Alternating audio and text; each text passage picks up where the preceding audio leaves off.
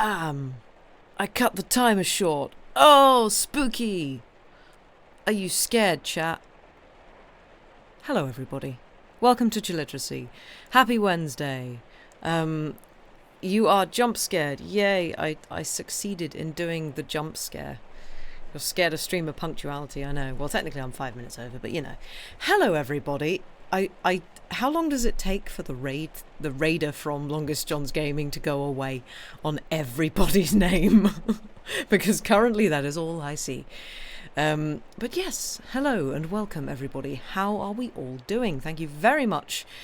Well, Sam for raiding over from Longest John's Gaming. Very nice. And thank you very much, Arian, from raiding over. I hope your Outer Wilds stream was good. Sadly, I will not be able to watch the VOD because spoilers. But yeah, I hope it was good. And I think I missed hey, Lady Mephistopheles, thank you very much for resubscribing. And I believe Squirrel as well. Thank you very much, both of you. But yes, all the spoilers. Okay, great. We can set that timer, but you don't know what you've got it set to. Wait, what? I've got it set to 5 minutes, I think. Amras. Amras. Just, we can ban you. But yes, welcome everybody to for the raider highlight. We can determine how long it stays up for. Oh, can we? Well, I won't do that now. Andy, you too, stop it. Good lord, everybody behaving badly. But yes, Arian, I hope your stream was good. Sam, also, I hope your stream was good, even though I was there for some of it, so I know it went well. And you were doing the like spooky lighthouse keeper vibe, including Victorian orphan core gloves. Everybody stop it. Dave really started a trend by banning you.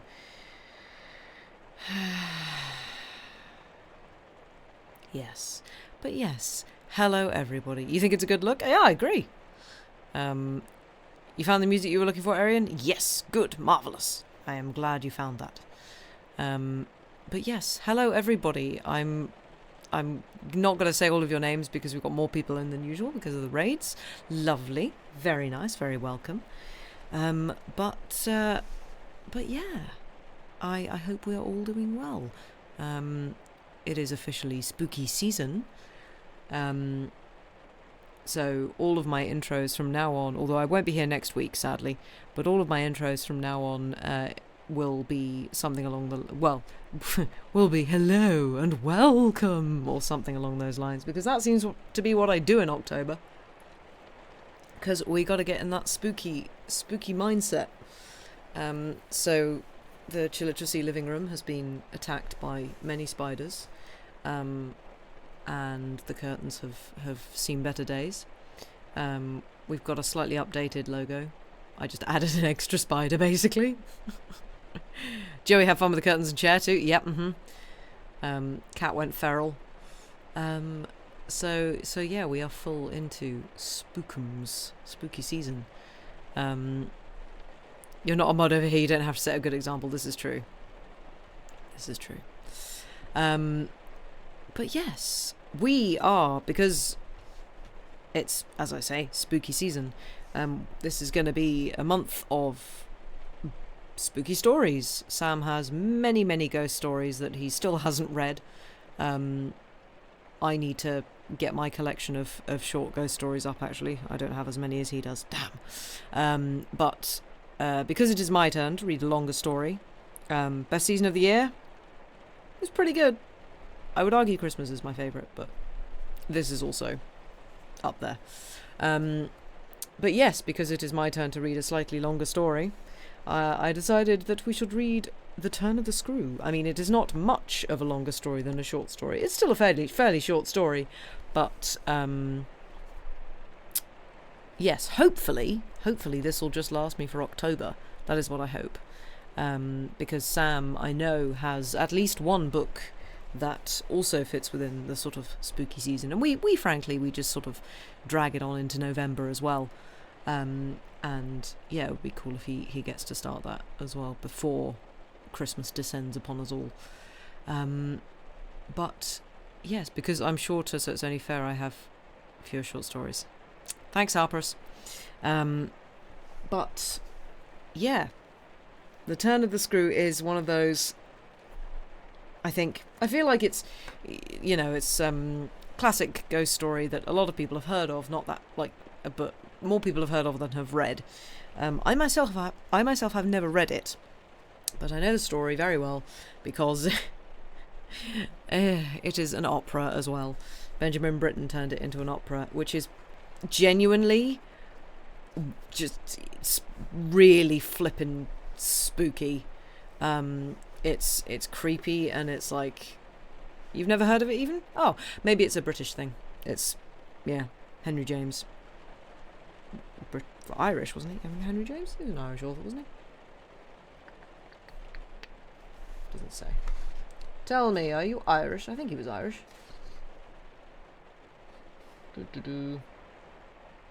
No, he was American. I lie. One of the few classic stories you actually went out of your way to read outside school is good. Nice. If overburdened with commas. Yeah, Henry James likes commas. Oh, people are not familiar with it. Great. Well, it has all the hallmarks of a usual spooky story. It's good. But yeah, the opera that was done of it by British composer Benjamin Britten, ironically, that is actually his name, has a section in it that is just fantastically written and really flipping creepy, because turns out you get a couple of kids to sing nursery rhymes and you put some really weird and scary underscoring underneath it. It's really flipping creepy. It is a classic way of making people feel unsettled. So yeah, nursery rhymes, classic indeed. But yes, if we are all sitting comfortably, what's that? As someone who usually writes in short sentences for their actual writing, it does infuriate you how often great writers in the 18th century just kept on going on. Thanks, Amorous. I'm not going to carry on reading that because I see what you're doing. Why are kids so creepy? I know. Well, I mean, in the context of this story, you can kind of understand. You're doing the thing. Yeah, you are, Amorous. 10 out of 10. Good job. You were doing the thing. Anyway. This is actually, yes, like the original Creepy Kids story. Very much so. So, if people don't like creepy kids, I guess step out now. Although, I don't know how much of the creepy kids stuff we will get into to start with. But yes, if we are all sitting comfortably, if we all have some kind of, I don't know, hot beverage and or blanket, and I did have rain. I don't have rain anymore. Obviously, Stream has rain. Then yeah, we shall commence with the first of our spooky season stories. So, The Turn of the Screw by Henry James. The story has held us round the fire, sufficiently breathless, but except the obvious remark that it was gruesome, as on Christmas Eve in an old house a strange tale should essentially be, I remember no comment uttered till somebody happened to note it as the only case he had met in which such a visitation had fallen on a child. The case, I may mention, was that of an apparition in just such an old house as had gathered us for the occasion, an appearance of a dreadful kind to a little boy sleeping in the room with his mother and waking her up in the terror of it, waking her not to dissipate his dread and soothe him to sleep again, but to encounter also herself, before she had succeeded in doing so, the same sight that had shocked him. It was this observation that drew from Douglas, not immediately but later in the evening, a reply that had the interesting consequence to which I call attention. Someone else told a story not particularly effective, which I saw he was not following. This I took for a sign that he had himself something to produce, and that we should only have to wait. We waited, in fact, till 2 nights later, but that same evening, before we scattered, he brought out what was in his mind. I quite agree, in regard to Griffin's ghost, or whatever it was, that its appearing first to the little boy, at so tender an age, adds a particular touch. But it's not the first occurrence of its charming kind that I know to have been concerned with a child. If the child gives the effect another turn of the screw, what do you say to 2 children? "We say, of course," somebody exclaimed, "that 2 children give 2 turns. Also that we want to hear about them." I can see Douglas there before the fire, to which he had got up to present his back, looking down at this converser with his hands in his pockets. Nobody but me, till now, has ever heard. It's quite too horrible. This was naturally declared by several voices to give the thing the utmost price, and our friend, with quiet art, prepared his triumph by turning his eyes over the rest of us and going on. "It's beyond everything. Nothing at all that I know touches it." "For sheer terror?" I remember asking. He seemed to say it wasn't so simple as that, to be really at a loss how to qualify it. He passed his hand over his eyes, made a little wincing grimace. "For dreadfulness." "Oh, how delicious!" cried one of the women. He took no notice of her. He looked at me, but as if, instead of me, he saw what he spoke of. "For general uncanny ugliness and horror and pain." "Well then," I said, "just sit right down and begin." He turned round to the fire, gave a kick to a log, watched it an instant. Then, as he faced us again, "I can't begin.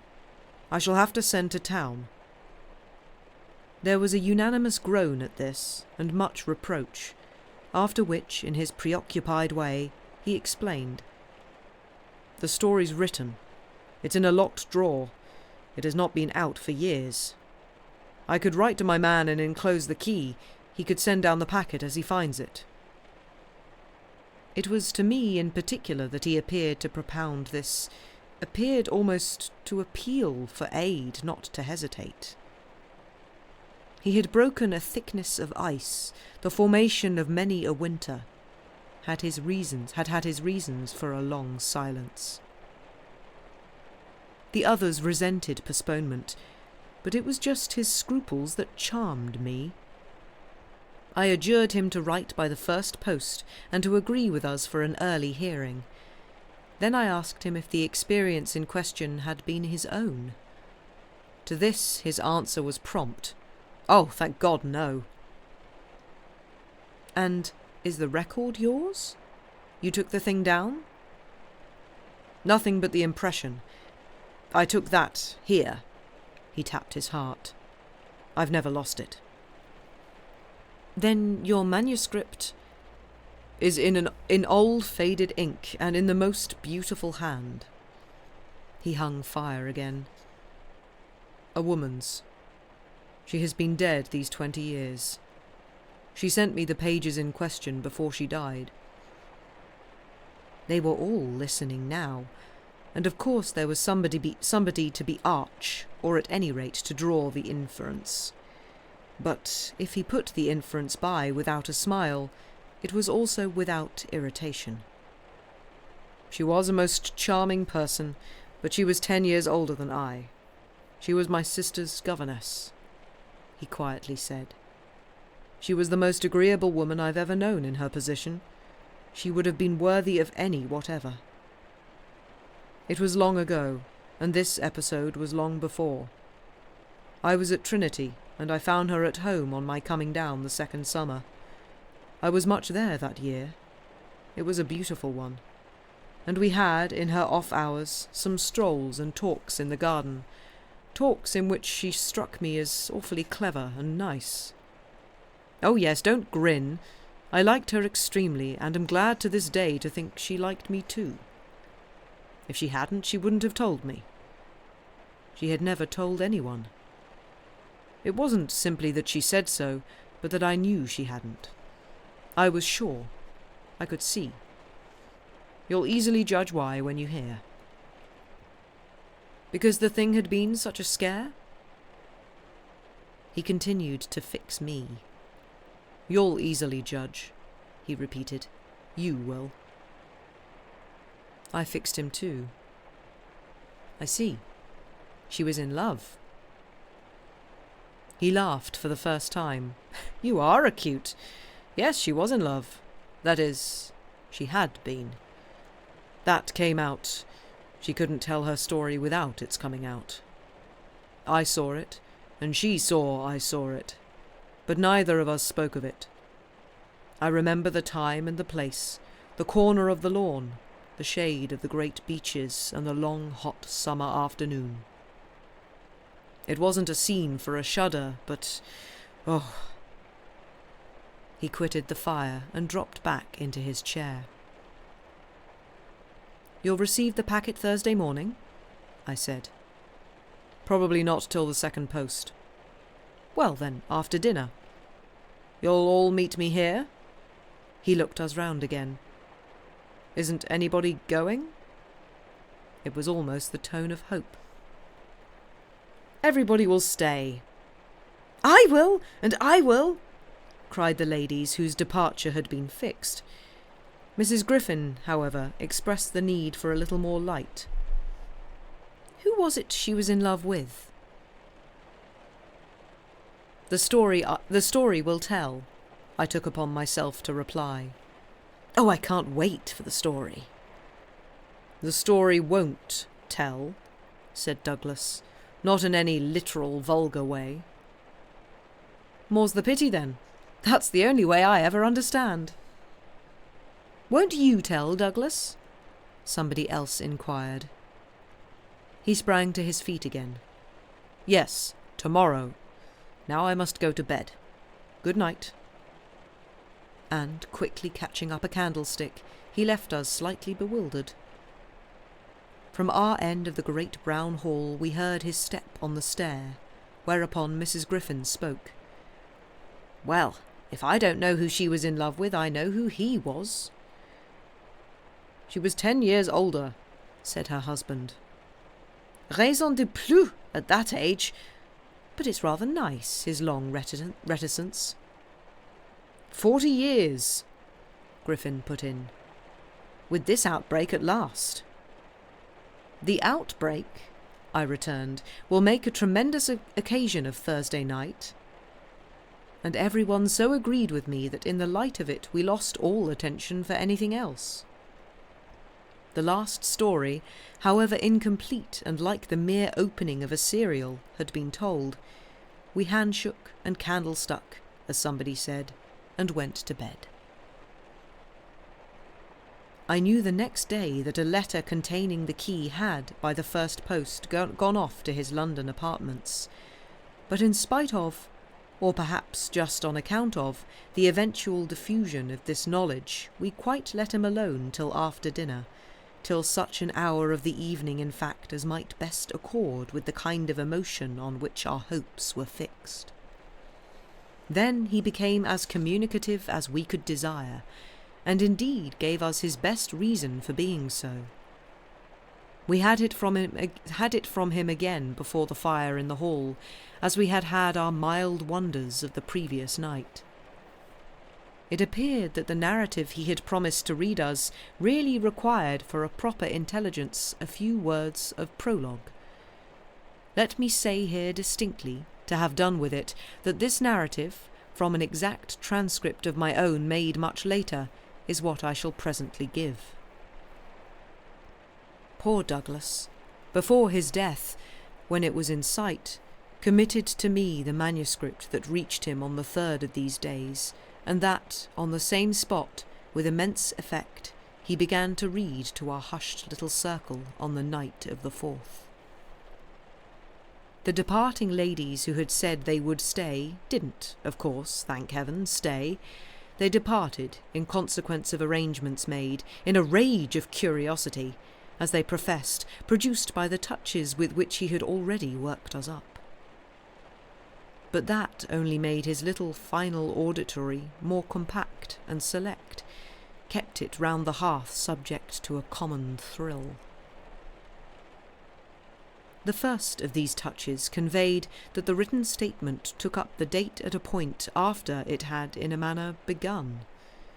The fact to be in possession of was therefore that his old friend, the youngest of several daughters of a poor country parson, had at the age of 20, on taking service for the first time in the schoolroom, come up to London in trepidation to answer in person an advertisement that had already placed her in brief correspondence with the advertiser. This person proved, on her presenting herself for judgment at a house in Harley Street that impressed her as vast and imposing, this prospective patron proved a gentleman, a bachelor in the prime of life, such a figure as had never risen, save in a dream or an old novel, before a fluttered, anxious girl out of a Hampshire vicarage. One could easily fix his type. It never, happily, dies out. He was handsome and bold and pleasant, offhand and gay and kind. He struck her, inevitably, as gallant and splendid. But what took her most of all, and gave her the courage she afterwards showed, was that he put the whole thing to her as a favour, an obligation he should gratefully incur. She figured him as rich, but as fearfully extravagant, saw him all in a glow of high fashion, of good looks, of expensive habits, of charming ways with women. He had for his town residence a big house filled with the spoils of travel and the trophies of the chase. But it was to his country home, an old family place in Essex, that he wished her immediately to proceed. He had been left, by the death of their parents in India, guardian to a small nephew and a small niece, children of a younger, a military brother, whom he had lost 2 years before. These children were, by the strangest of chances for a man in his position, a lone man without the right sort of experience or a grain of patience, very heavy on his hands. It had all been a great worry, and on his own part, doubtless, a series of blunders, but he immensely pitied the poor chicks, and had done all he could, had in particular sent them down to his other house, the proper place for them being, of course, the country, and kept them there from the first with the best people he could find to look after them, parting even with his own servants to wait on them, and going down himself, whenever he might, to see how they were doing. The awkward thing was that they had practically no other relations, and that his own affairs took up all his time. He had put them in possession of Bly, which was healthy and secure, and had placed at the head of their little establishment, but below stairs only, an excellent woman, Mrs. Grose, whom he was sure his visitor would like, and who had formerly been maid to his mother. She was now housekeeper, and was also acting for the time as superintendent to the little girl, of whom, without children of her own, she was by good luck extremely fond. There were plenty of people to help, but of course the young lady who should go down as governess would be in supreme authority. She would also have, in holidays, to look after the small boy, who had been for a term at school, young as he was to be sent, but what else could be done? And who, as the holidays were about to begin, would be back from one day to the other. There had been for the 2 children, at first, a young lady whom they had had the misfortune to lose. She had done for them quite beautifully. She was a most respectable person, till her death, the great awkwardness of which had precisely left no alternative but the school for little Miles. Mrs. Grose, since then, in the way of manners and things, had done as she could for Flora, and there were further a cook, a housemaid, a dairywoman, an old pony, an old groom and an old gardener, all likewise thoroughly respectable.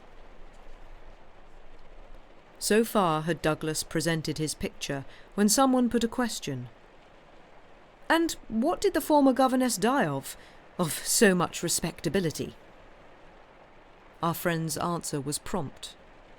"That will come out. I don't anticipate." "Pardon me, I thought that was just what you are doing." "In her successor's place," I suggested, "I should have wished to learn if the office brought with it necessary danger to life." Douglas completed my thought. "She did wish to learn, and she did learn. You shall learn tomorrow what she learnt." Meanwhile, of course, the prospect struck her as slightly grim. She was young, untried, nervous. It was a vision of serious duties and little company, of really great loneliness. She hesitated, took a couple of days to consult and consider, but the salary offered much exceeded her modest measure, and on a second interview she faced the music. She engaged.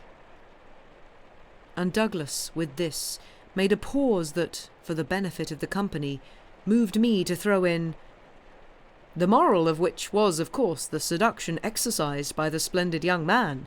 She succumbed to it."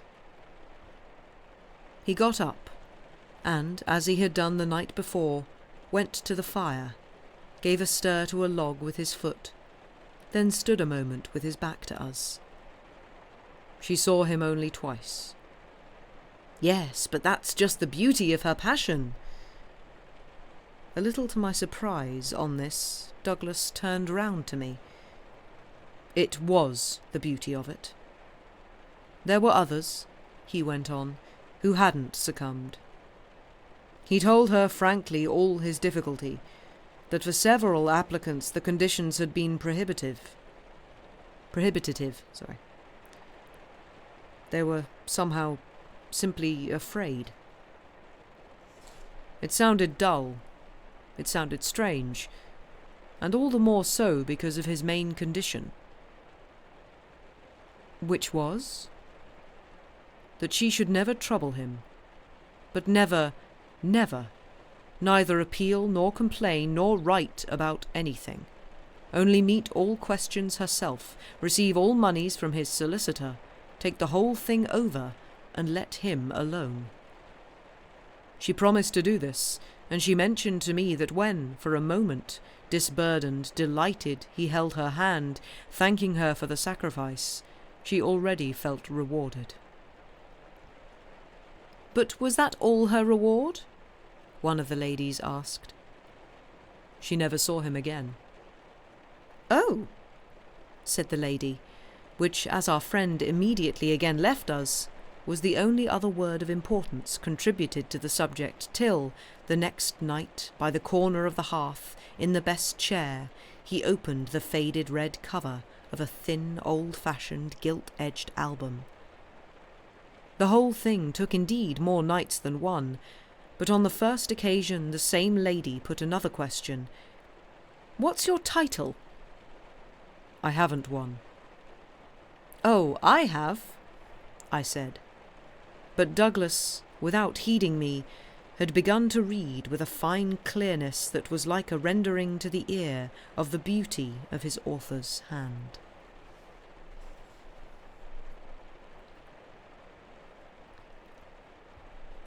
Chapter 1. I remember the whole beginning as a succession of flights and drops, a little seesaw of the right throbs and the wrong. After rising in town to meet his appeal, I had, at all events, a couple of very bad days, found all my doubts bristle again, felt indeed sure I had made a mistake. In this state of mind I spent the long hours of bumping, swinging coach that carried me to the stopping place at which I was to be met by a vehicle from the house. This convenience, I was told, had been ordered, and I found, towards the close of the June afternoon, a commodious fly in waiting for me. Driving at that hour on a lovely day through a country the summer sweetness of which served as a friendly welcome, my fortitude revived, and as we turned into the avenue, took a flight that was probably but a proof of the point to which it had sunk. I suppose I had expected, or had dreaded, something so dreary that what greeted me was a good surprise. I remember as a thoroughly pleasant impression the broad, clear front, its open windows and fresh curtains, and the pair of maids looking out. I remember the lawn and the bright flowers and the crunch of my wheels on the gravel and the clustered treetops over which the rooks circled and cawed in the golden sky. The scene had a greatness that made it a different affair from my own scant home, and there immediately appeared at the door, with a little girl in her hand, a civil person who dropped me as decent a curtsy as if I had been the mistress or a distinguished visitor. I had received in Harley Street a narrower notion of the place, and that, as I recalled it, made me think the proprietor still more of a gentleman, suggested that what I was to enjoy might be a matter beyond his promise. I had no drop again till the next day, for I was carried triumphantly through the following hours by my introduction to the younger of my pupils. The little girl who accompanied Mrs. Grose affected me on the spot as a creature too charming not to make it a great fortune to have to do with her. She was the most beautiful child I had ever seen, and I afterwards wondered why my employer hadn't made more of a point to me of this. I slept little that night. I was too much excited, and this astonished me too, I recollect, remained with me, adding to my sense of the liberality with which I was treated. The large, impressive room, one of the best in the house, the great state bed as I almost felt it, the figured full draperies, the long glasses in which, for the first time, I could see myself from head to foot, all struck me, like the wonderful appeal of my small charge, as so many things thrown in. It was thrown in as well, from the first moment, that I should get on with Mrs. Grose in a relation over which, on my way in the coach, I fear I had rather brooded. The one appearance, indeed, that in this early outlook might have made me shrink again was that of her being so inordinately glad to see me. I felt within half an hour that she was so glad, stout, simple, plain, clean, wholesome woman, as to be positively on her guard against showing it too much. I wondered even then a little why she should wish not to show it, and that, with reflection, with suspicion, might, of course, have made me uneasy.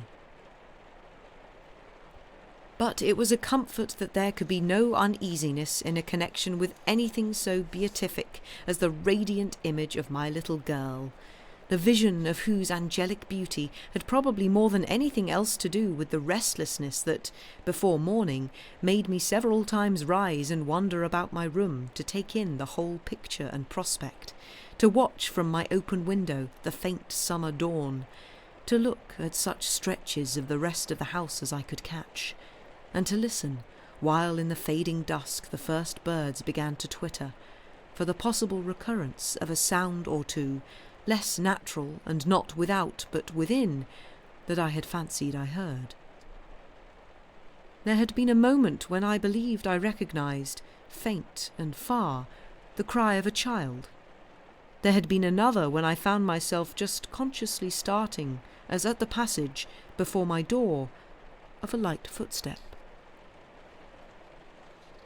But these fancies were not marked enough to be not to be thrown off, and it is only in the light, or the gloom, I should rather say, of other and subsequent matters that they now come back to me. To watch, teach, form little Flora would too evidently be the making of a happy and useful life. It had been agreed between us downstairs that after this first occasion I should have her as a matter of course at night, her small white bed being already arranged to that end in my room. What I had undertaken was the whole care of her, and she had remained just this last time with Mrs. Grose only as an effect of our consideration for my inevitable strangeness and her natural timidity. In spite of this timidity, which the child herself, in the oddest way in the world, had been perfectly frank and brave about, allowing it without a sign of uncomfortable consciousness, with the deep, sweet serenity indeed of one of Raphael's holy infants, to be discussed, to be imputed to her, and to determine us, I felt quite sure she would presently like me. It was part of what I already liked Mrs. Grose herself for, the pleasure I could see her feel in my admiration and wonder as I sat at supper with 4 tall candles and with my pupil, in a high chair and a bib, brightly facing me between them over bread and milk. There were naturally things that in Flora's presence could pass between us only as prodigious and gratified looks, obscure and roundabout allusions. And the little boy? Does he look like her? Is he too so very remarkable? One wouldn't, it was already conveyed between us, too grossly flatter a child. "Oh, miss, most remarkable. If you think well of this one," and she stood there with a plate in her hand, beaming at our companion, who looked from one of us to the other with placid heavenly eyes that contained nothing to check us. "Yes, if I do?" "You will be carried away by the little gentleman." "Well, that I think is what I came for, to be carried away. I'm afraid, however," I remember feeling the impulse to add, "I'm rather easily carried away. I was carried away in London." I can still see Mrs. Grose's broad face as she took this in. "In Harley Street." "In Harley Street."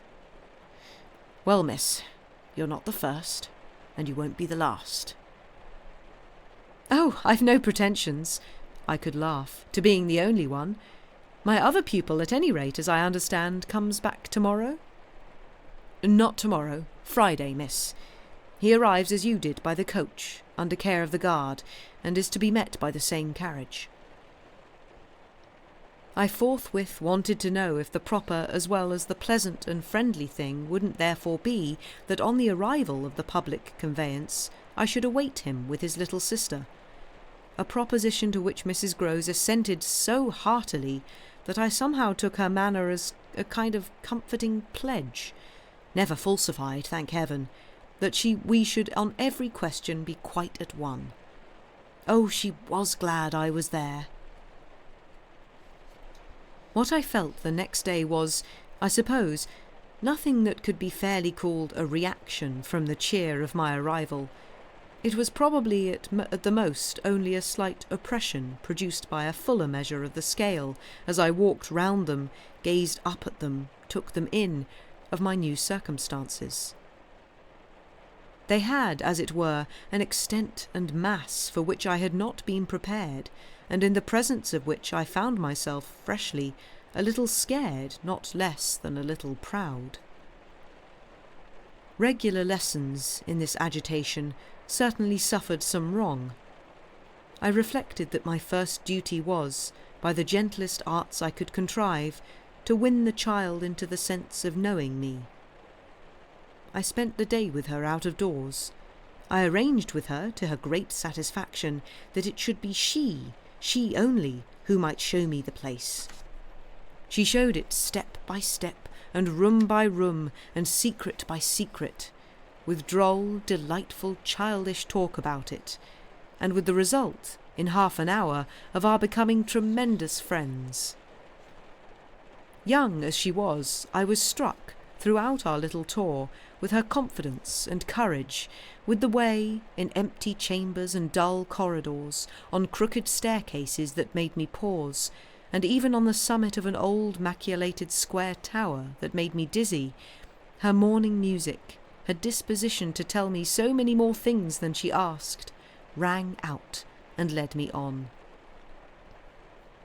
I have not seen Bly since the day I left it, and I dare say that to my present older and more informed eyes it would show a very reduced importance.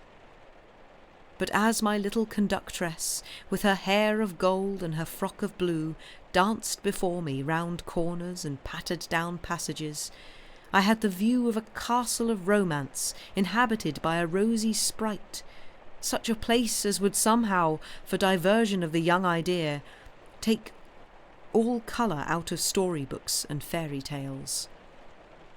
Wasn't it just a storybook over which I had fallen a doze and a dream?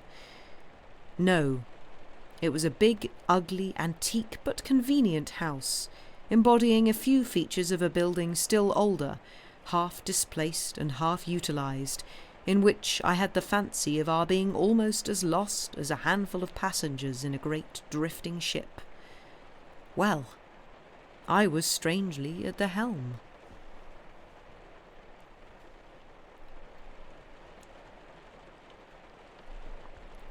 Chapter 2. This came home to me when, 2 days later, I drove over with Flora to meet, as Mrs. Grose said, the little gentleman, and all the more for an incident that, presenting itself the second evening, had deeply disconcerted me. The first day had been, on the whole, as I have expressed, reassuring, but I was to see it wind up to a change of note.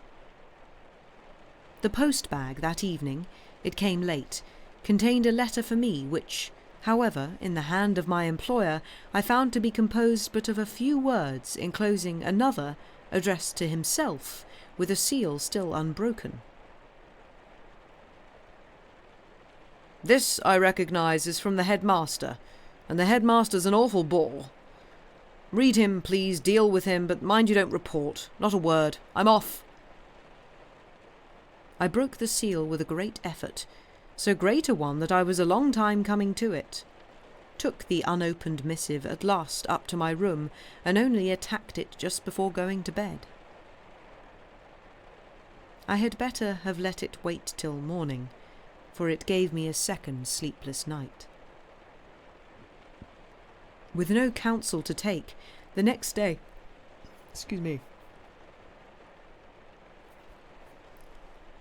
With no counsel to take, the next day I was full of distress, and it finally got so the better of me that I determined to open myself at least to Mrs. Grose.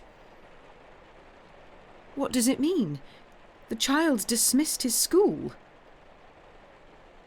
She gave me a look that I remarked at the moment, then visibly, with a quick blankness, seemed to try to take it back.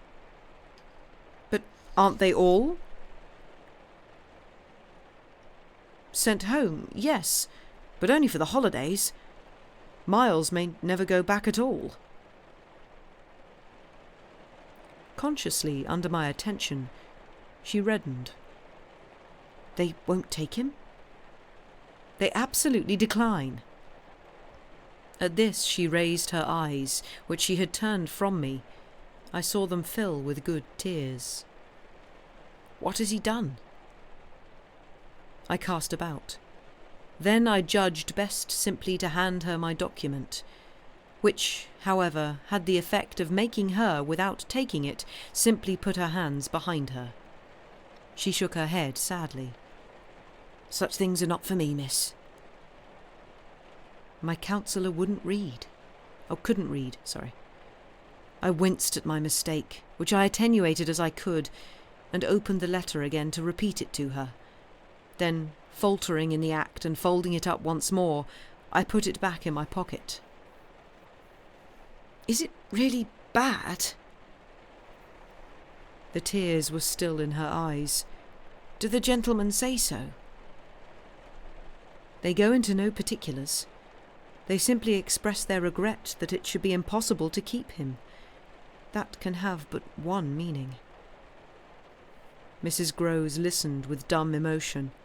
She forbore to ask me what this meaning might be, so that presently, to put the thing with some coherence and with the mere aid of her presence to my own mind, I went on, that he's an injury to the others.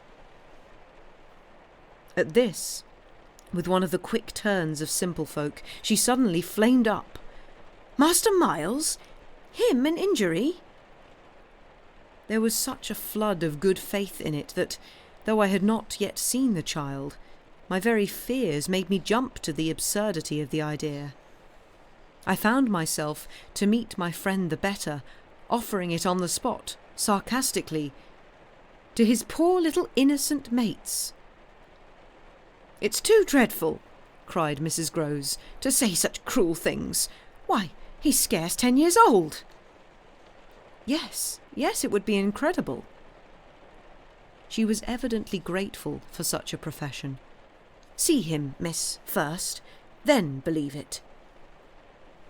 I felt forthwith a new impatience to see him. It was the beginning of a curiosity that, all the next hours, was to deepen almost to pain. Mrs. Grose was aware, I could judge, of what she had produced in me, and she followed it up with assurance. "You might as well believe it of the little lady. Bless her," she added the next moment. "Look at her." I turned and saw that Flora, whom 10 minutes before I had established in the schoolroom with a sheet of white paper, a pencil, and a copy of nice round O's, now presented herself to view at the open door. She expressed in her little way an extraordinary detachment from disagreeable duties, looking at me, however, with a great childish light that seemed to offer it as a mere result of the affection she had conceived for my person, which had rendered necessary that she should follow me. I needed nothing more than this to feel the full force of Mrs. Grose's comparison, and, catching my pupil in my arms, covered her with kisses in which there was a sob of atonement. Nonetheless, the rest of the day I watched for further occasion to approach my colleague, especially as, toward evening, I began to fancy she rather sought to avoid me. I overtook her, I remember, on the staircase. We went down together, and at the bottom I detained her, holding her there with a hand on her arm. "I take what you said to me at noon as a declaration that you've never known him to be bad?" She threw back her head. She had clearly by this time, and very honestly, adopted an attitude. "Oh, never known him. I don't pretend that." I was upset again. "Then you have known him?" "Yes, indeed, miss, thank God." On reflection, I accepted this. "You mean that a boy who never is no boy for me." I held her tighter. "You like them with the spirit to be naughty?" Then, keeping pace with her answer, "So do I," I eagerly brought out, "but not to the degree to contaminate—" To contaminate? My big word left her at a loss. I explained it. To corrupt. She stared, taking my meaning in, but it produced in her an odd laugh. "Are you afraid he'll corrupt you?" She put the question with such a fine, bold humour that with a laugh, a little silly doubtless to match her own, I gave way for the time to the apprehension of ridicule. But the next day, as the hour for my drive approached, I cropped up in another place. "What was the lady who was here before?" "The last governess. She was also young and pretty. Almost as young and almost as pretty, miss, even as you." "Ah, then I hope her youth and her beauty helped her," I recollect throwing off. "He seems to like us young and pretty."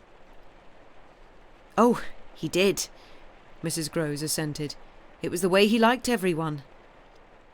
She had no sooner spoken, indeed, than she caught herself up. I mean, that's his way, the master's." I was struck. "But of whom did you speak first?" She looked blank, but she coloured. Why, of him? Of the master? Of who else?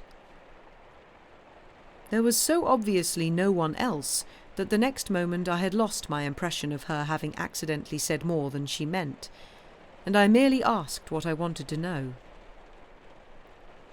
Did she see anything in the boy that wasn't right? She never told me. I had a scruple, but I overcame it. Was she careful? Particular? Mrs. Groves appeared to try to be conscientious. About some things, yes. But not about all. Again she considered. Well, miss, she's gone. I won't tell tales. I quite understand your feeling, I hastened to reply, but I thought it after an instant not opposed to this concession to pursue. Did she die here? No, she went off. I don't know what there was in this brevity of Mrs. Groves's that struck me as ambiguous. Went off to die? Mrs. Groves looked straight out of the window, but I felt that, hypothetically, I had a right to know what young persons engaged for Bly were expected to do. She was taken ill, you mean, and went home? She was not taken ill, so far as appeared, in this house. She left it at the end of the year to go home, as she said, for a short holiday, to which the time she had put in had certainly given her a right. We had then a young woman, a nursemaid who had stayed on, and who was a good girl and clever, and she took the children altogether for the interval. But our young lady never came back, and at the very moment I was expecting her, I heard from the master that she was dead. I turned this over. But of what? He never told me. But please, miss, said Mrs. Groves, I must get to my work. And I think there we shall take a break. Definitely nothing fishy going on. Everything's normal. Everything's completely normal and fine. There is nothing weird going on. Nothing at all. But yes, might finish the stream a little bit earlier tonight. We shall see. But yeah, hope you're enjoying so far. And I will throw you to a break. Go do break-related things, and we shall see you back in about 5 minutes. Bye for now.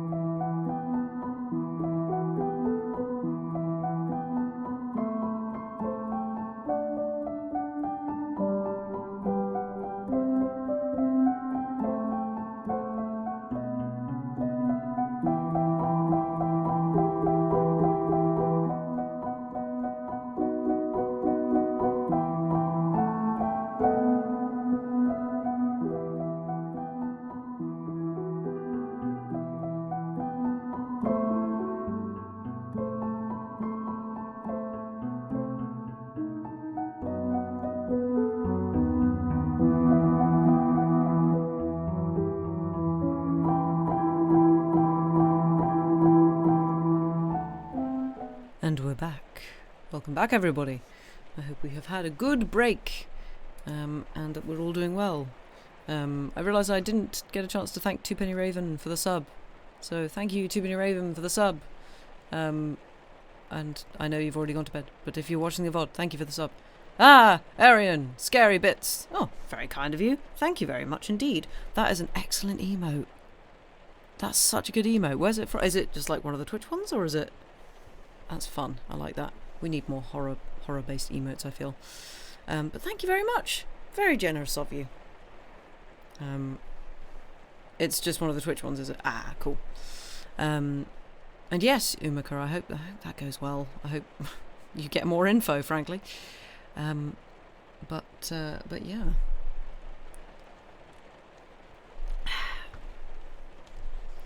And I guess for anyone who isn't a regular here, well, frankly, everybody pretty much is, you can also support us on Patreon, where we put more professional recordings, so you can basically get yourselves some audiobooks for your ears and download them and stuff, and then you don't have to rely on to interwebs. And I think I am very tempted. You'll say you're an irregular here. Thanks, Amorous. We do, yes, that Sam needs to record more stuff of that, indeed. But I also feel like I might record this for it, actually. Actually, the Turn of the Screw. I feel like that'd be a good, slightly longer one to record for that. So yeah. But yeah, everything is obviously going fine in this. Nothing is going wrong. Nothing will go wrong. There is no creepiness here. It's all fine. So, now we're all on the same page with that. Let's continue, shall we? With Chapter 3. Her thus turning her back on me was fortunately not, for my just preoccupations, a snub that could check the growth of our mutual esteem. We met, after I had brought home little Miles, more intimately than ever on the ground of my stupefaction, my general emotion. So monstrous was I then ready to pronounce it that such a child as had now been revealed to me should be under an interdict. I was a little late on the scene of his arrival, and I felt, as he stood wistfully looking out for me before the door of the inn at which the coach had put him down, that I had seen him on the instant, without and within, in the great glow of freshness, the same positive fragrance of purity in which I had from the first moment seen his little sister. He was incredibly beautiful, and Mrs. Grose had put her finger on it. Everything but a sort of passion of tenderness for him was swept away by his presence. What I then and there took him to my heart for was something divine that I have never found to the same degree in any child. His indescribable little air of knowing nothing in the world but love. It would have been impossible to carry a bad name with a greater sweetness of innocence, and by the time I had got back to Bly with him, I remained merely bewildered, so far, that is, as I was not outraged, by the sense of the horrible letter locked up in one of the drawers in my room. As soon as I could compass a private word with Mrs. Grose, I declared to her that it was grotesque. She promptly understood me. "You mean the cruel charge? It doesn't live an instant. My dear woman, look at him." She smiled at my pretension to have discovered his charm. "I assure you, miss, I do nothing else. What will you say then? What will you say, then?" she immediately added. In answer to the letter? I had made up my mind. Nothing at all. And to his uncle? I was incisive. Nothing at all. And to the boy himself? I was wonderful. Nothing at all. She gave with her apron a great wipe to her mouth. "Then I'll stand by you. We'll see it out." "We'll see it out," I ardently echoed, giving her my hand to make it a vow. She held me there a moment, then whisked up her apron again with her detached hand. Would you mind, miss, if I used the freedom—" "To kiss me? No." I took the good creature in my arms, and after we had embraced like sisters, felt still more fortified and indignant. This, at all events, was for the time, a time so full that as I recall the way it went, it reminds me of all the art I now need to make it a little distinct. What I look back at with amazement is the situation I accepted. I had undertaken with my companion to see it out, and I was under a charm, apparently, that could smooth away the extent and the far and difficult connections of such an effort. I was lifted aloft on a great wave of infatuation and pity. I found it simple in my ignorance, my confusion, and perhaps my conceit, to assume that I could deal with a boy whose education for the world was all on the point of beginning. I am unable even to remember at this day what proposal I framed for the end of his holidays and the resumption of his studies. Lessons with me, indeed, that charming summer, we all had a theory that he was to have. But I now feel that for weeks the lessons must have rather been my own. I learnt something, at first certainly, that had not been one of the teachings of my small, smothered life. Learnt to be amused, and even amusing, and not to think for the morrow. It was the first time, in a manner, that I had known space and air and freedom, all the music of summer and all the mystery of nature. And then there was consideration, and consideration was sweet. Oh, it was a trap, not designed, but deep, to my imagination, to my delicacy, perhaps to my vanity, to whatever in me was most excitable. The best way to picture it all is to say that I was off my guard. They gave me so little trouble.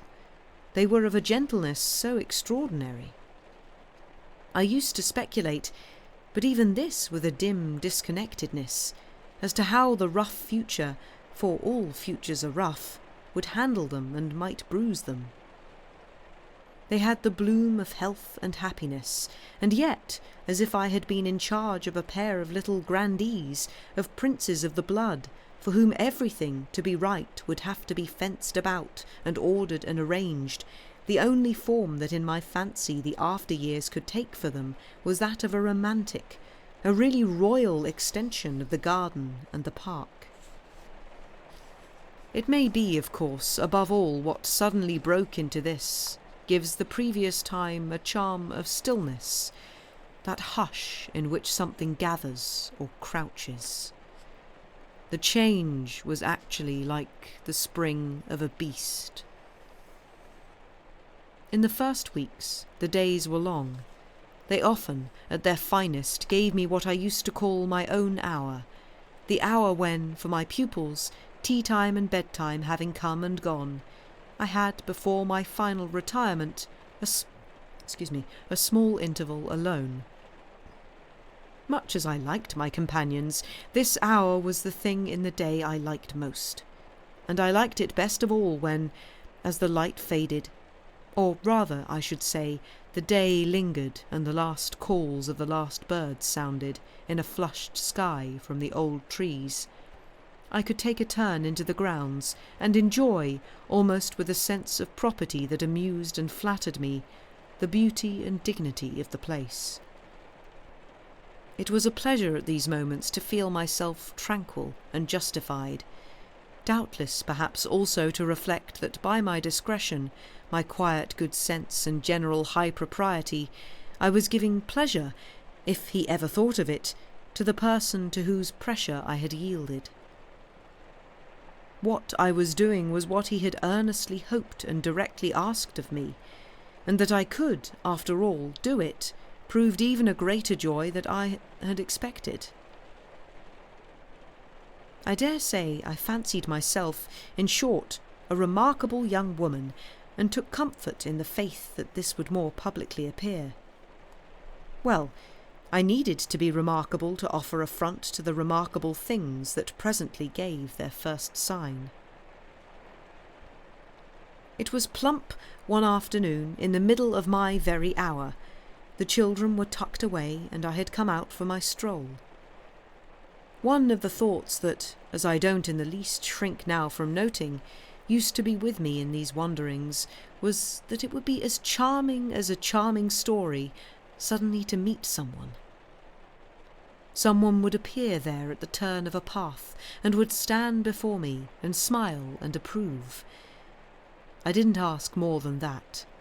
I only asked that he should know, and the only way to be sure he knew would be to see it, and the kind light of it in his handsome face.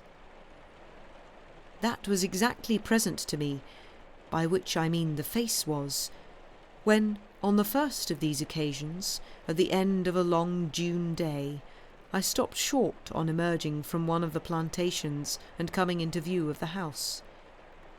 What arrested me on the spot, and with a shock much greater than any vision had allowed for, was the sense that my imagination had, in a flash, turned real.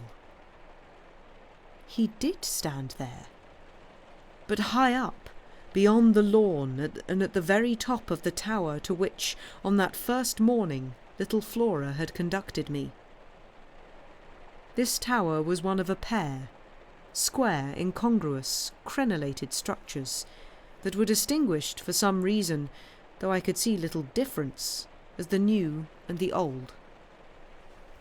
They flanked opposite ends of the house, and were probably architectural absurdities, redeemed in a measure, indeed, by not being wholly disengaged, nor of a height too pretentious, dating in their gingerbread antiquity from a romantic revival that was already a respectable past. I admired them, had fancies about them, for we could all profit in a degree, especially when they loomed through the dusk, by the grandeur of their actual battlements. Yet it was not at such an elevation that the figure I had so often invoked seemed most in place.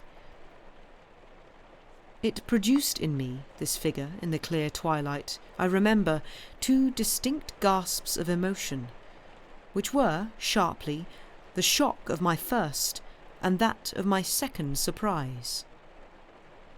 My second was a violent perception of the mistake of my first. The man who met my eyes was not the person I had precipitately supposed. There came to me thus a bewilderment of vision, of which, after these years, there is no living view that I can hope to give.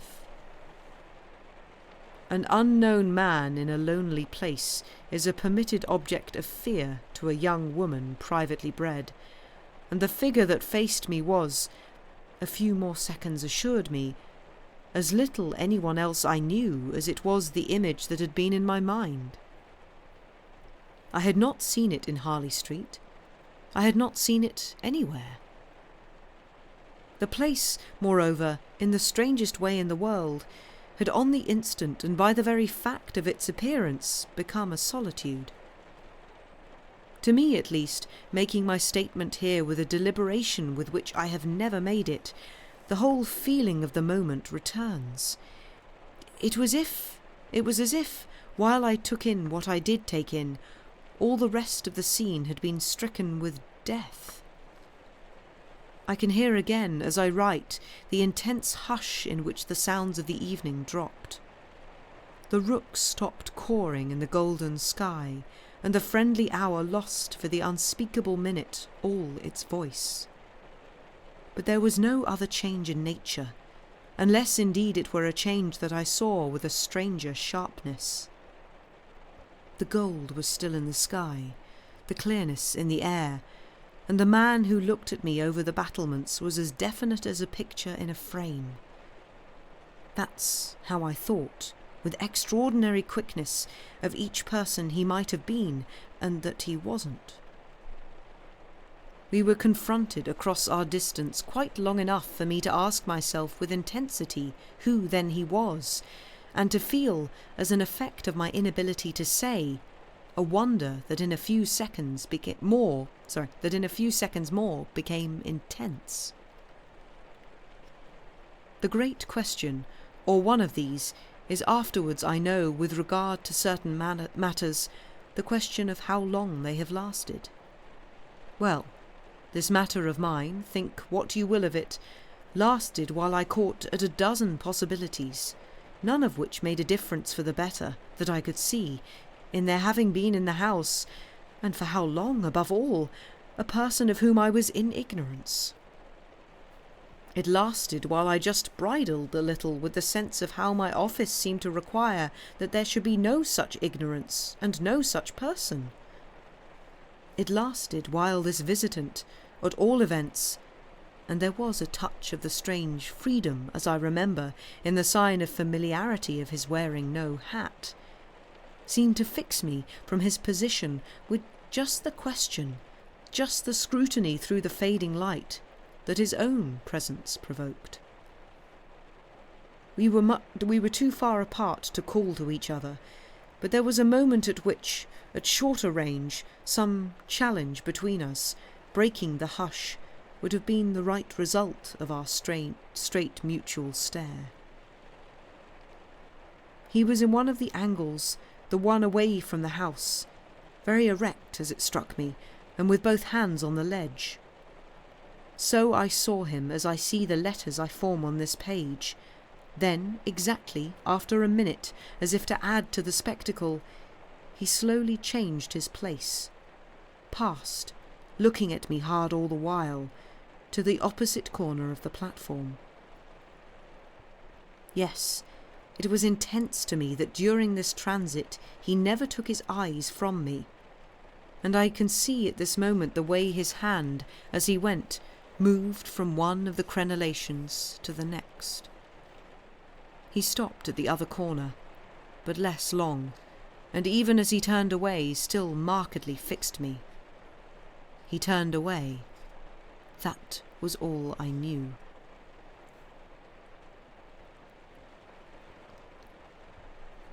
Chapter 4. It was not that I didn't wait on this occasion for more, since I was as deeply rooted as shaken. Was there a secret at Bly? A mystery of Udolpho, or an insane and unmentionable relative kept in unsuspected confinement? I can't say how long I turned it over, or how long, in a confusion of curiosity and dread, I remained where I had had my collision.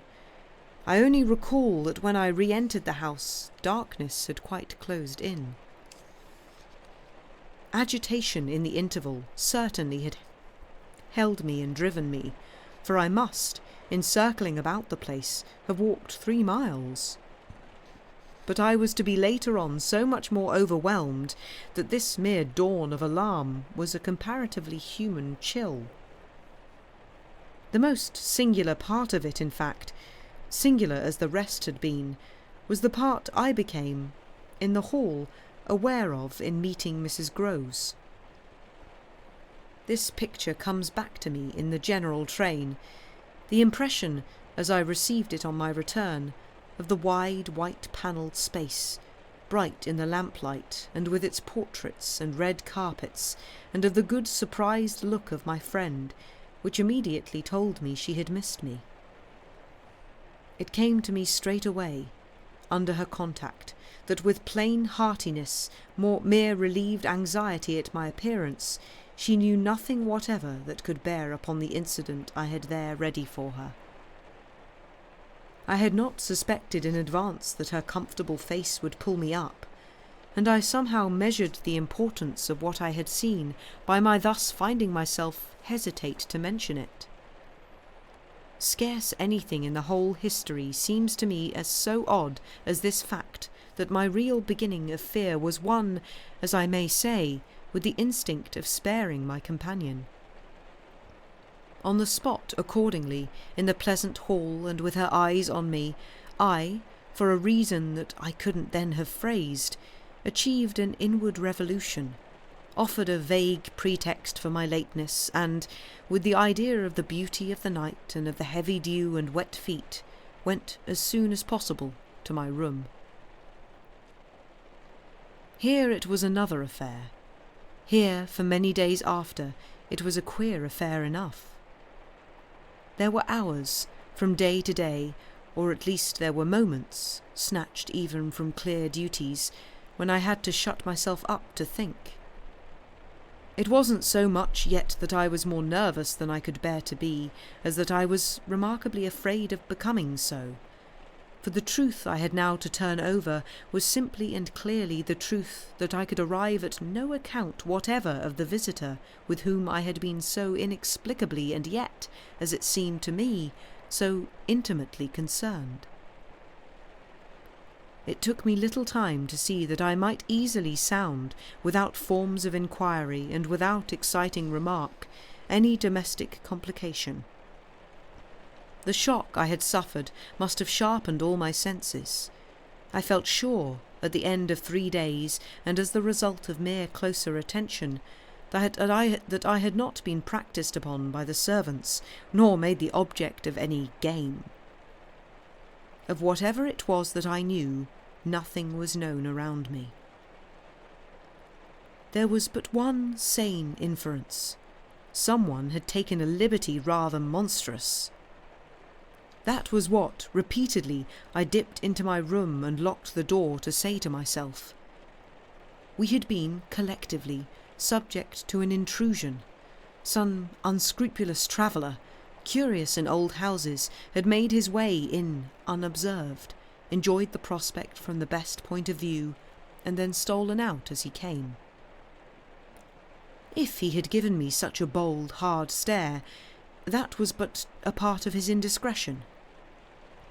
The good thing, after all, was that we should surely see no more of him. This was not so good a thing, I admit, as not to leave me to judge that what, essentially, made nothing else much signify was simply my charming work. My charming work was just my life with Miles and Flora, and through nothing I could so like it as through feeling that to throw myself into it was to throw myself out of my trouble. The attraction of my small charges was a constant joy, leading me to wonder afresh at the vanity of my original fears, the distaste I had begun by entertaining for the probable grey prose of my office. There was to be no grey prose, it appeared, and no long grind. So how could work not be charming that presented itself as daily beauty? It was all the romance of the nursery and the poetry of the schoolroom. I don't mean by this, of course, that we studied only fiction and verse. I mean that I can express no otherwise the sort of interest my companions inspired. How can I describe that except by saying that instead of growing deadly used to them, and it's a marvel for a governess, I call the sisterhood to witness, I made constant fresh discoveries. There was one direction, assuredly, in which these discoveries stopped. Deep obscurity continued to cover the region of the boy's conduct at school. It had been promptly given me, I have noted, to face that mystery without a pang. Perhaps even it would be nearer the truth to say that, without a word, he himself had cleared it up.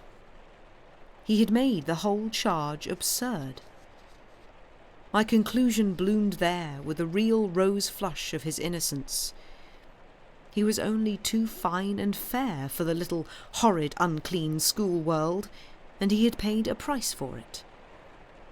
I reflected acutely that the sense of such individual differences, such superiorities of quality, always on the part of the majority, which could include even stupid sordid headmasters, turns infallibly to the vindictive. Both the children had a gentleness. It was their only fault, and it never made Miles a muff, that kept them, how shall I express it, almost impersonal, and certainly quite unpunishable. They were like those cherubs of the anecdote who had, morally at any rate, nothing to whack. I remember feeling with Miles in especial as if he had, as it were, nothing to call even an infinitesimal history. We expect of a small child scant enough antecedents, but there was in this beautiful little boy something extraordinarily sensitive, yet extraordinarily happy, that, more than in any creature of his age I have seen, struck me as beginning anew each day. He had never for a second suffered. I took this as a direct disproof of his having really been chastised. If he had been wicked, he would have caught it, and I should have caught it by the rebound. I should have found the trace, should have felt the wound and the dishonour. I could reconstitute nothing at all, and he was, therefore, an angel. He never spoke of his school, never mentioned a comrade or a master, and I, for my part, was quite too much disgusted to allude to them. Of course, I was under the spell, and the wonderful part is that, even at the time, I perfectly knew I was. But I gave myself up to it. It was an antidote to any pain, and I had more pains than one. I was in receipt in these days of disturbing letters from home, where things were not going well. But with this joy of my children, what things in the world mattered? That was the question I used to put to my scrappy retirements. I was dazzled by their loveliness. There was a Sunday, to get on, when it rained with such force and for so many hours that there could be no procession to church, in consequence of which, as the day declined, I had arranged with Mrs. Grose that, should the evening show improvement, we would attend together the late service. The rain happily stopped, and I prepared for our walk, which, through the park and by the good road to the village, would be a matter of 20 minutes. Coming downstairs to meet my colleague in the hall, I remembered a pair of gloves that had required 3 stitches and that had received them, with a publicity perhaps not edifying, while I sat with the children at their tea, served on Sundays, by exception, in that cold clean temple of mahogany and brass, the grown-up dining room. The gloves had been dropped there, and I turned in to recover them. The day was grey enough, but the afternoon light still lingered, and it enabled me, on crossing the threshold, not only to recognise, on a chair near the wide window, then closed, the articles I wanted, but to become aware of a person on the other side of the window and looking straight in. One step into the room had sufficed. My vision was instantaneous. It was all there. The person looking straight in was the person who had already appeared to me. He appeared thus again with, I won't say greater distinctness, for that was impossible, but with a nearness that represented a forward stride in our intercourse, and made me, as I met him, catch my breath and turn cold. He was the same, and seen this time, as he had been seen before, from the waist up. The window, through the dining room, was on the ground floor, not going down to the terrace on which he stood. His face was close to the glass, yet the effect of this better view was, strangely, just to show me how intense the former had been.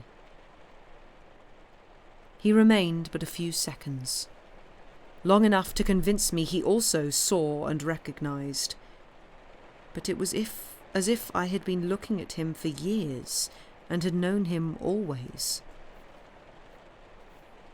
Something, however, happened this time that had not happened before. His stare into my face, through the glass and across the room, was as deep and hard as then, but it quitted me for a moment, during which I could still watch it, see it fix successively several other things. On the spot there came to me the added shock of a certitude that it was not for me he had come. He had come for someone else.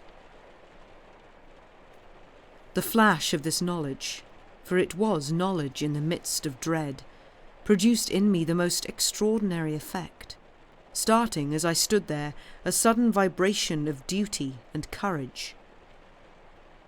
I say courage because I was beyond all doubt already far gone. I bounded straight out of the door again, reached that of the house, got in an instant upon the drive, and, passing along the terrace as fast as I could rush, turned a corner and came full in sight. But it was in sight of nothing now. My visitor had vanished. I stopped, almost dropped with the real relief of this. But I took in the whole scene. I gave him time to reappear. I call it time, but how long was it? I can't speak to the purpose today of the duration of these things. That kind of measure must have left me. They couldn't have lasted as they actually appeared to me to last. The terrace and the whole place, the lawn and the garden behind it, all I could see of the park, were empty with a great emptiness. There were shrubberies and big trees, but I remember the clear assurance I felt that none of them concealed him. He was there or was not there. Not there if I didn't see him. I got hold of this, then instinctively, instead of returning as I had come, went to the window.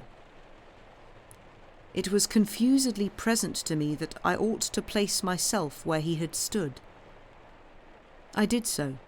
I applied my face to the pane and looked, as he had looked, into the room. As if, at this moment, to show me exactly what his range had been, Mrs. Grose, as I had done for himself just before, came in from the hall. With this I had the full image of a repetition of what had already occurred. She saw me as I had seen my own visitant. She pulled up short as I had done. I gave her something of the shock that I had received. She turned white, and this made me ask myself if I had blanched as much. She stared, in short, and retreated just on my lines, and I knew she had then passed out and come round to me, and that I should presently meet her.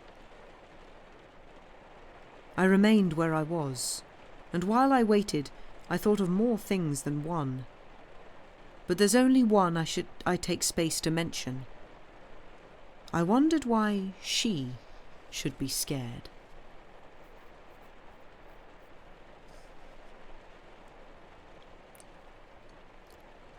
Chapter 5. Oh, she let me know as soon as, round the corner of the house, she loomed again into view. "What in the name of goodness is the matter?" She was now flushed and out of breath. I said nothing till she came quite near.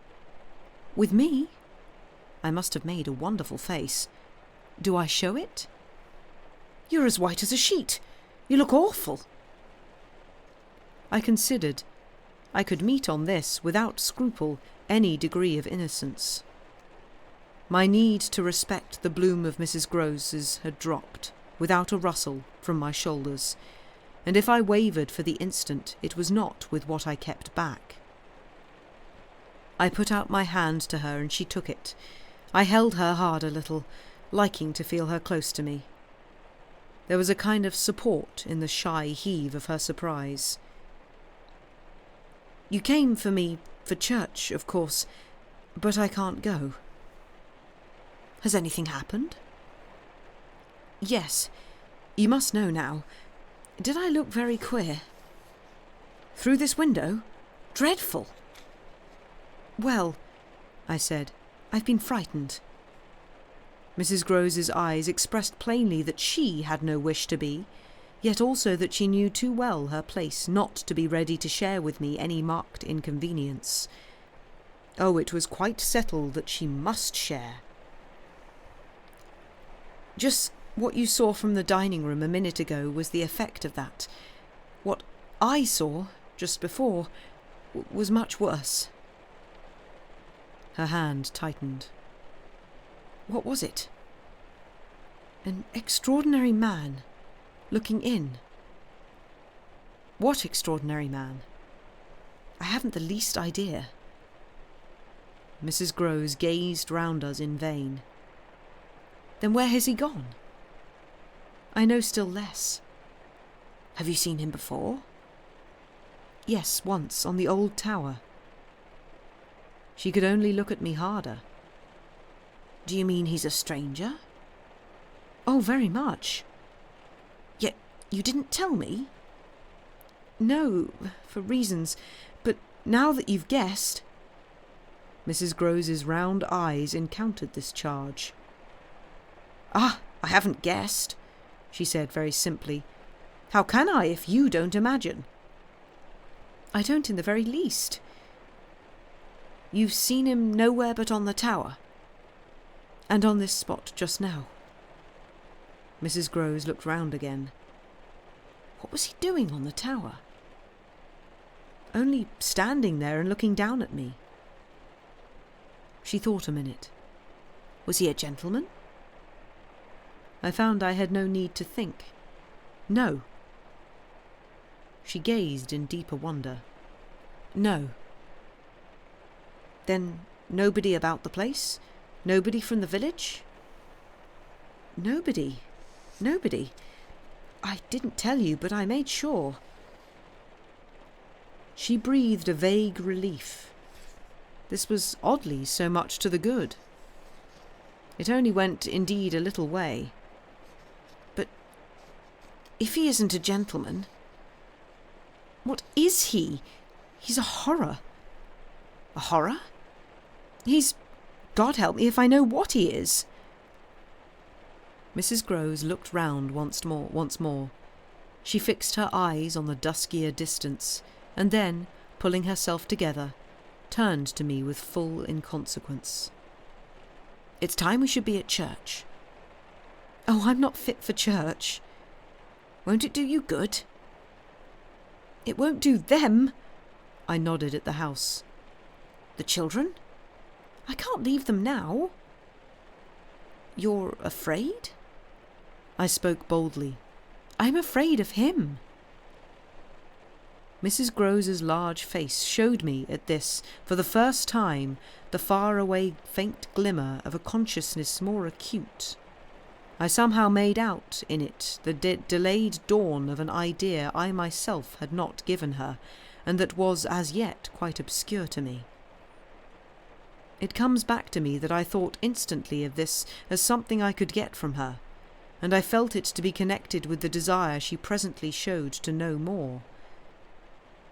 When was it, on the tower? About the middle of the month, at this same hour. Almost at dark, said Mrs. Groves. Oh no, not nearly. I saw him as I see you. Then how did he get in? And how did he get out? I laughed. I had no opportunity to ask him. This evening, you see, I pursued, he has not been able to get in. He only peeps?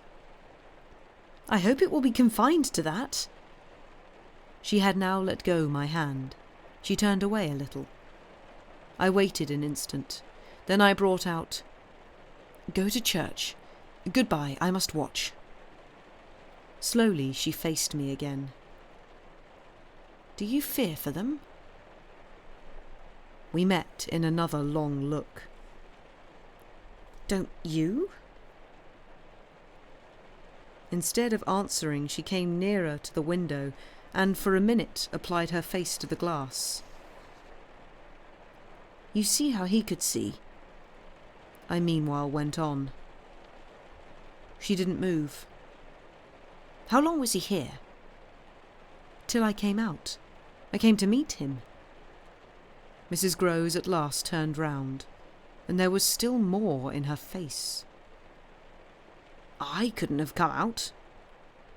Neither could I laughed again. But I did come. I've my duty. So have I mine, she replied, after which she added, What's he like? I've been dying to tell you, but he's like nobody. Nobody? she echoed.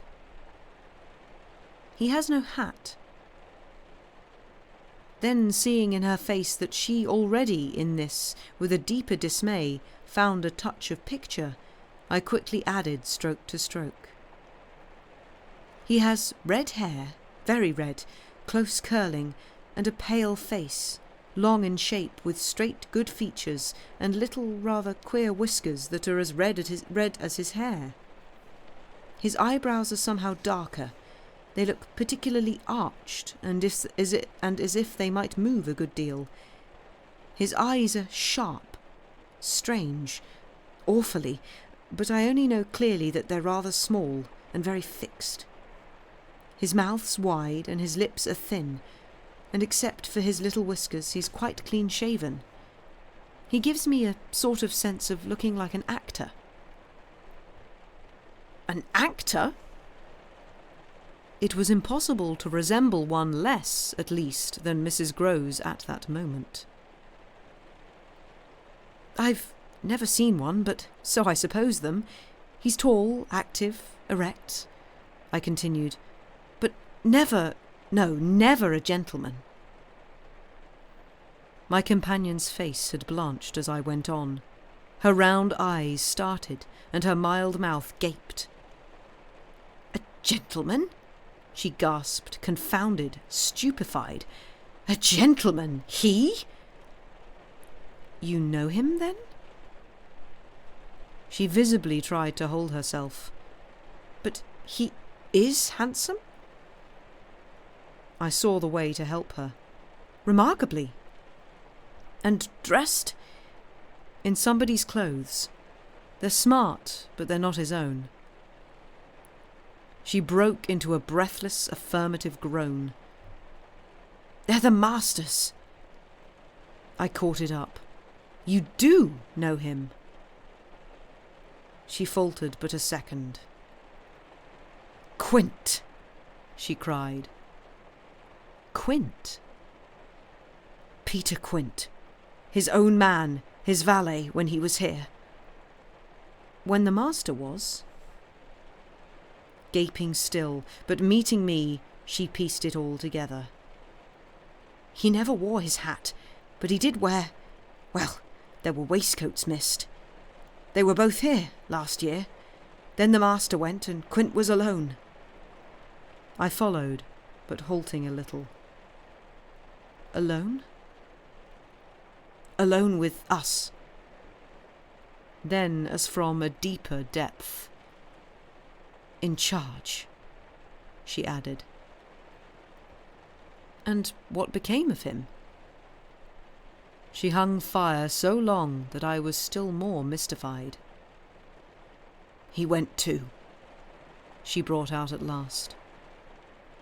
Went where? Her expression at this became extraordinary.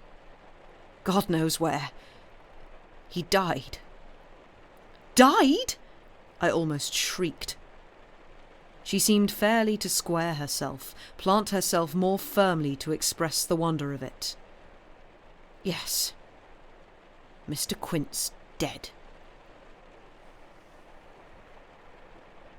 And I think on that we shall end tonight's reading. Thank you very much for listening. Ooh. F. Thanks, Erin. Yep. Dun, dun, dun. We've got a ghost. And not a very nice ghost. Peter Quint is not a good man. Not a nice man. So, yeah. I hope you have enjoyed the first instalment of The Turn of the Screw. Creepy creep ghost. Yeah. Not a good guy. But yeah. Ghosts and very normal children. Yeah, exactly. This will only work out fine. Nothing will go wrong here. Absolutely nothing. That was awesome. Oh, I'm glad you enjoyed Mary Moss. And if this is the first of our streams you have caught, I'm not sure if it is or not. Thank you very much for being here. But yeah, thank you all very much for being here. And I hope you have enjoyed the first instalment of our Spookums this season. In theory, Sam shall be back on Saturday with some spooky stories of some description. I'm not sure what he's going to start with, but stay tuned for that, because I'm sure it'll be fun. Successful spoops indeed. But let us ping ourselves over to good old Stephen, who is playing Star Trucker. Ooh, fun.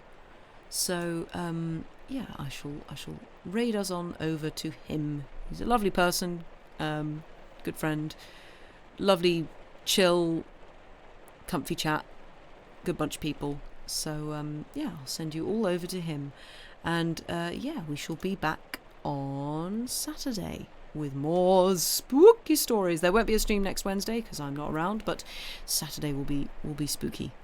So yeah, thank you all very much for being here. Go take care of yourselves, and we shall see you again soon.